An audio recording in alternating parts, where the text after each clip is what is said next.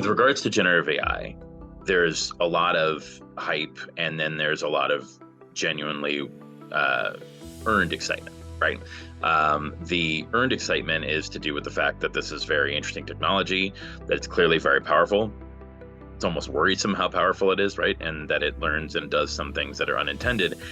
But one of the first things I would say to anyone who's trying to understand it is you really do have to spend some time understanding what it does, what it doesn't do. This isn't magic. And so it does have limitations.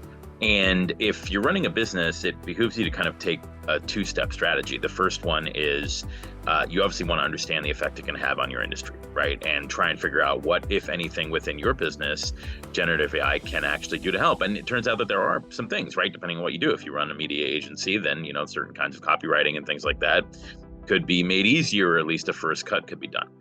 Then you want to think about differentiators, right? So like, why is it that it is still worthwhile to have you and an expert team of humans doing something? And one of the things that I will say is like, a ChatGPT is inherently not a creative entity, right? So, for example, I had ChatGPT do a summary introduction for an impact investing fund.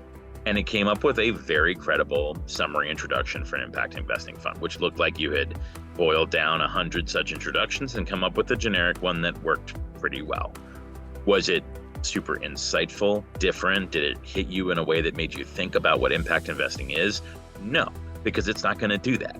It's graphing the midpoint of all the stuff that already exists and then giving you a version of that. And as long as you understand that that's useful, but it's not sufficient, then you still have a business.